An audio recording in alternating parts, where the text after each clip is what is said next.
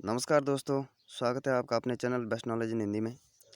रीट में जो नया टॉपिक जुड़ा है, भारतीय रिजर्व बैंक और उसके कार्य, बीमा बैंकिंग प्रणाली जो यूनिट जुड़ी है, उसके तहत ये एक नया टॉपिक है, भारतीय रिजर्व बैंक और उसके कार्य।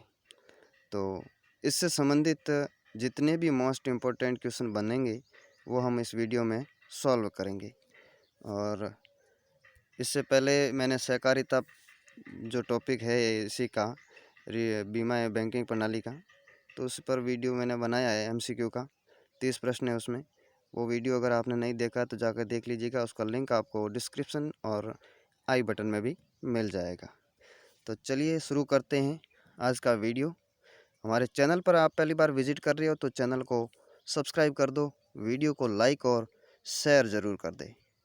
चलिए पहला क्वेश्चन देखिए। भारत में पहला आधुनिक बैंक कहाँ स्थापित किया गया? आपको बताना है कि भारत में पहला आधुनिक बैंक कहाँ स्थापित किया गया। नागपुर, मद्रास, चेन्नई, मुंबई।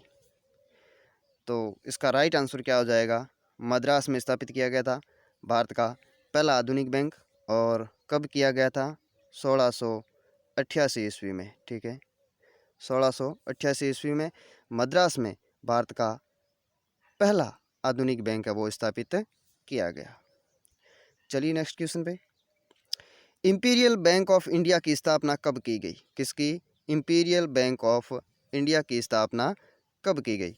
1916, 1920, 1921, 1924। तो इंपीरियल बैंक की स्थापना है वो कब की गई? 1921 में। चलिए नेक्स्ट क्वेश्चन पे।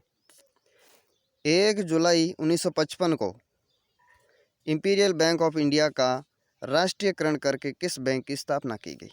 1 जुलाई 1955 को इंपीरियल बैंक है उसका राष्ट्रीयकरण किया गया। और उसका राष्ट्रीयकरण करके किस बैंक की स्थापना की गई वो आपको बताना है।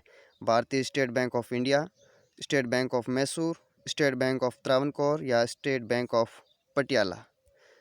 तो 1 जुलाई 1955 को इंपीरियल बैंक है उसका राष्ट्रीयकरण करके भारतीय स्टेट बैंक ऑफ इंडिया की स्थापना की गई। किसकी?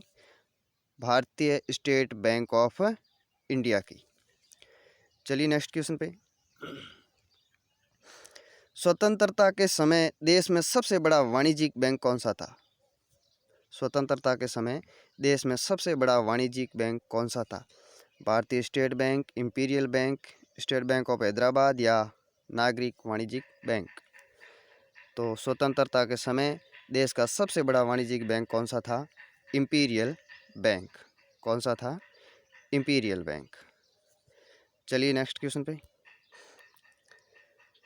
वर्तमान में भारत में कुल कितने राष्ट्रीयकृत बैंक कार्यशील है? कितने हैं? 10 है, 12 है, 14 है या 20 है? तो वर्तमान में भारत में कुल 12 राष्ट्रीयकृत बैंक है वो कार्यशील है। नेक्स्ट क्वेश्चन देखिए। भारतीय रिजर्व बैंक अधिनियम 1934 की द्वितीय अनुसूची में शामिल किए गए बैंक क्या कहलाते हैं? भारतीय रिजर्व बैंक अधिनियम आया था 1934 में, उसकी द्वितीय अनुसूची में जो बैंक शामिल किए गए थे वो क्या कहलाते हैं? गैर अनुसूचित वाणिज्यिक बैंक, अनुसूचित बैंक, रिजर्व बैंक या उक्त कोई नहीं। तो वो क्या कहलाते हैं? अनुसूचित बैंक। कौन से कहलाएंगे? अनुसूचित बैंक। और जो द्वितीय अनुसूची में शामिल नहीं किए गए थे वो क्या कहलाएंगे? वो कहलाएंगे गैर अनुसूचित वाणिज्यिक बैंक। जो शामिल किए गए वो अनुसूचित, जो शामिल नहीं किए गए थे द्वितीय सूची में वो गैर अनुसूचित वाणिज्यिक बैंक ये कहलाएंगे। चलिए नेक्स्ट क्वेश्चन पे। भारतीय लघु उद्योग विकास बैंक कौन सा? भारतीय लघु उद्योग विकास बैंक यानी कि सिडबी ने अपना कार्य करना कब प्रारंभ किया?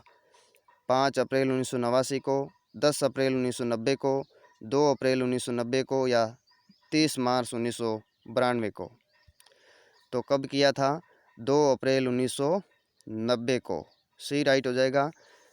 सिडबी ने अपना कार्य करना कब प्रारंभ किया था? 2 अप्रैल 1990 को। और इसका प्रधान कार्यालय कहाँ है? तो इसका प्रधान कार्यालय है वो कहाँ हो जाएगा? लखनऊ में। कहाँ पे है? लखनऊ में। ठीक है, चलिए नेक्स्ट क्वेश्चन पे।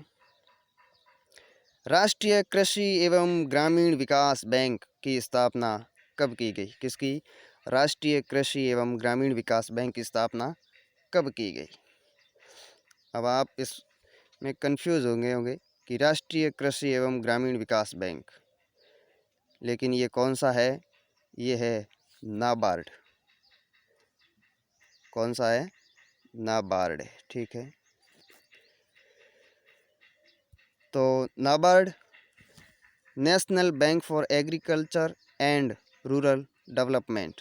कभी कभी क्या होता है, एग्जामिनर पूरा नाम दे के पूछ लेता है और हमको पता है क्या होता है, हमको पता होता है नाबार्ड का। कई बार देख चुके हैं कि नाबार्ड की स्थापना, नाबार्ड का मुख्यालय, सब कुछ, लेकिन कभी कभी पूरा नाम दे दिया जाता है कि राष्ट्रीय कृषि एवं ग्रामीण विकास बैंक, तो कंफ्यूज हो जाते हैं। लेकिन आपको कंफ्यूज नहीं होता है, आपको इसका जो शॉर्ट नाम है वो भी ध्यान में रखना है, उसकी फुल फॉर्म वो भी ध्यान में रखनी है। तो राष्ट्रीय कृषि एवं ग्रामीण विकास बैंक ये होता है नाबार्ड का फुल फॉर्म, और इंग्लिश में होता है national bank for agriculture and rural development.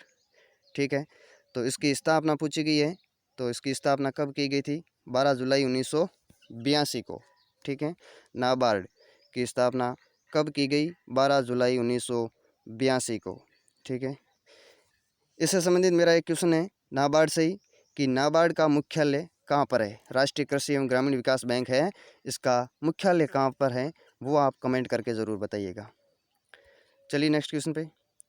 निम्नलिखित में से कौन सा कार्य बैंक के प्राथमिक कार्य से संबंधित नहीं है? बैंक के दो प्रकार के कार्य होते हैं, प्राथमिक और गौण कार्य। आपको बताना है कि इनमें से कौन सा है जो बैंक के प्राथमिक कार्य से संबंधित नहीं है। जमाई स्वीकार करना, जमाई जो होती है रकम वो, ऋण देना, साख निर्माण का कार्य करना, या प्रतिभूतियों का क्रय विक्रय करना। तो इसका राइट आंसर क्या हो जाएगा कि प्राथमिक कार्य से संबंधित कौन सा नहीं है? तो प्रतिभूतियों का क्रय विक्रय करना, ये बैंक के प्राथमिक कार्य से संबंधित नहीं है, ये बैंक के गौण कार्य से संबंधित है, प्रतिभूतियों का क्रय विक्रय करना। ठीक है, चलिए नेक्स्ट क्वेश्चन पे। भारतीय रिजर्व बैंक का राष्ट्रीयकरण कब किया गया? किसका? आरबीआई का राष्ट्रीयकरण कब किया गया? 30 मार्च 1949 को, 1 अप्रैल 1949 को, 31 दिसंबर 1949 को, या 1 जनवरी 1949 को? तो भारतीय रिजर्व बैंक का राष्ट्रीयकरण कब किया गया? 1 जनवरी 1949 को किया गया। कब? 1 जनवरी 1949 को आरबीआई का राष्ट्रीयकरण किया गया। अब देख लीजिए आरबीआई की स्थापना कब हुई थी? तो आरबीआई की स्थापना हुई थी 1 अप्रैल 1935 को। कब हुई थी? 1 अप्रैल 1935 को इसकी स्थापना हुई आरबीआई की। और आरबीआई का मुख्यालय कहाँ होता है? तो मुंबई में। ठीक है, और भारतीय रिजर्व बैंक अधिनियम जो 1934 था, उसी के तहत आरबीआई की स्थापना की गई। चलिए नेक्स्ट क्वेश्चन पे। जब बैंक अपनी अतिरिक्त राशि को कुछ समय के लिए रिजर्व बैंक में जमा रखते हैं तो उन्हें किस दर से ब्याज मिलता है? कौन सी दर से मिलता है? कई प्रकार की दरें हैं, रेपो दर, रिवर्स रेपो दर, सीआरआर, एसएलआर। तो जब बैंक अपनी अतिरिक्त राशि है उसको कुछ समय के लिए रिजर्व बैंक में जमा रखते हैं तो उन्हें किस दर से ब्याज मिलेगा? तो इसका राइट आंसर क्या हो जाएगा? रिवर्स रेपो दर।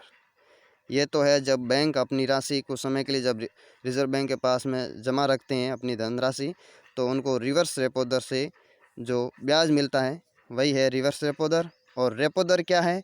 तो रेपो दर कौन सी हो जाएगी कि जो सार्वजनिक और निजी बैंक होते हैं वो अपनी अल्प अवधि की आवश्यकता हेतु जो रिजर्व बैंक से ऋण लेते हैं, उधार लेते हैं, जो उनको वो रेट देनी पड़ती है आरबीआई को, वो तो होती है रेपो दर। और जब बैंकों को रिजर्व बैंक से जो मिलती है जमा धनराशि पर दर, तो वो हो जाएगी रिवर्स रेपो दर। ठीक है, तो इतना आप इसके बारे में ध्यान में रखिएगा। नेक्स्ट क्वेश्चन देखिए। भारतीय निर्यात आयात बैंक एग्जिम बैंक की स्थापना कब की गई? किसकी? भारतीय निर्यात आयात बैंक की स्थापना, जिसको क्या कहते हैं? EXIM bank.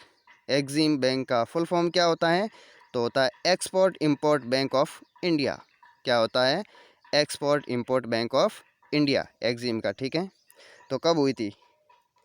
15 मार्च 1989 को, 20 अप्रैल 1990 को, या 25 सितंबर 1981 को, या 1 जनवरी 1982 को। तो भारतीय निर्यात आयात बैंक है, उसकी स्थापना हुई थी 1 जनवरी 1982 को। ठीक है। और भारतीय निर्यात आयात बैंक का उद्देश्य क्या था? इनका उद्देश्य था कि जो निर्यातक होते हैं, निर्यातकों और आयातकों को वित्तीय सहायता देना। उसी उद्देश्य से भारतीय निर्यात आयात बैंक है, इसकी स्थापना की गई किसकी? एक्सिम बैंक की। चलिए नेक्स्ट क्वेश्चन पे। भारतीय रिजर्व बैंक के संबंध में निम्न कथनों पर विचार कीजिए तथा नीचे दिए गए कूट का प्रयोग करते हुए सही उत्तर का चयन कीजिए। आपको पहले ये कथन देखने हैं और फिर नीचे जो कूट दिए गए हैं उनके तहत आपको बताना है कि इनमें से कौन कौन से सही है।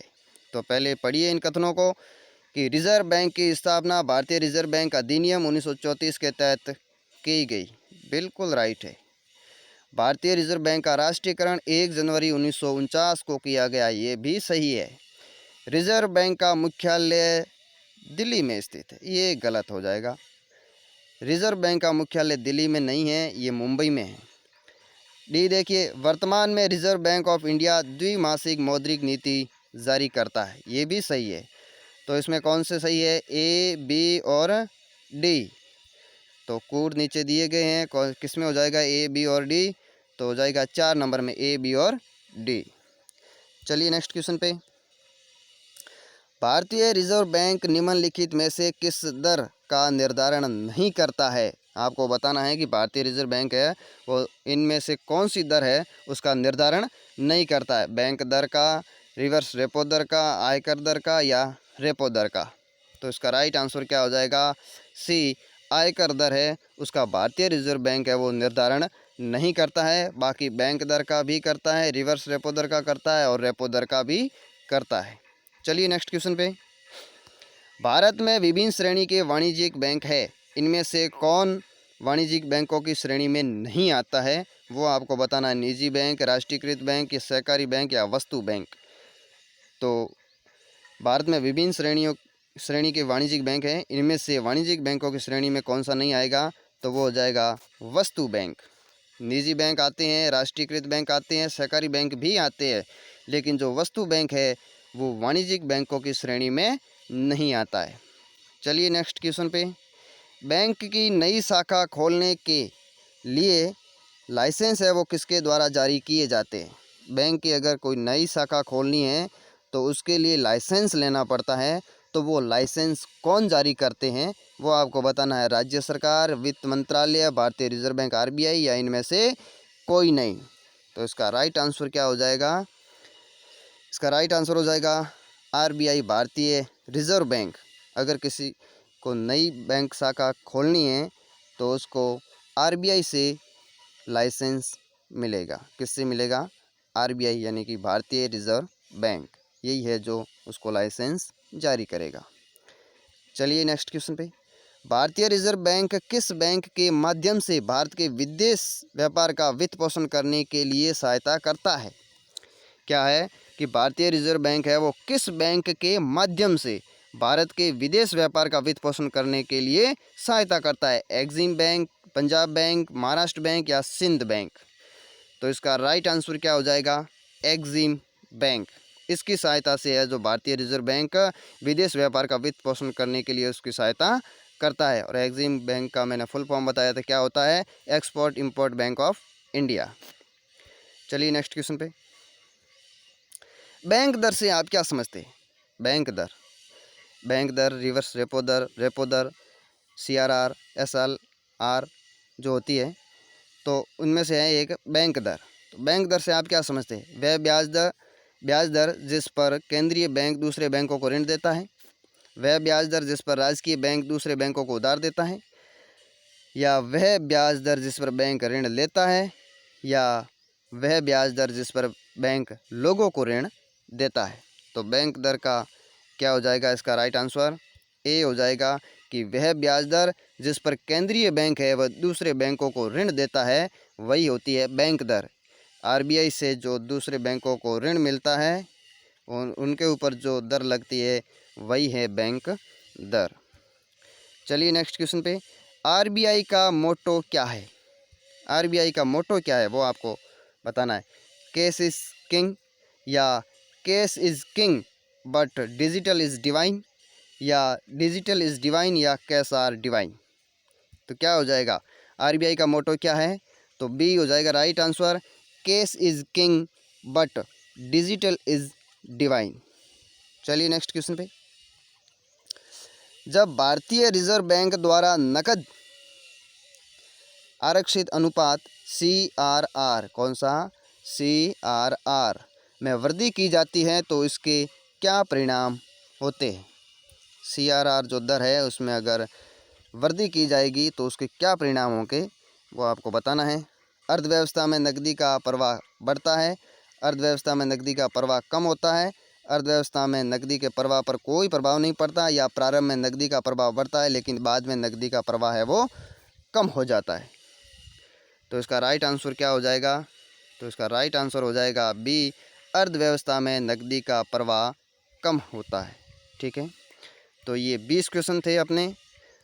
आप कमेंट करके ज़रूर बताइएगा कि आपके कितने राइट हो रहे हैं, और हमारे चैनल पर पहली बार आए हो तो चैनल को सब्सक्राइब कर दो और वीडियो को लाइक और शेयर ज़रूर कर दीजिए। फिर मिलते हैं किसी नए वीडियो में नए टॉपिक के साथ, तब तक के लिए जय हिंद, जय भारत।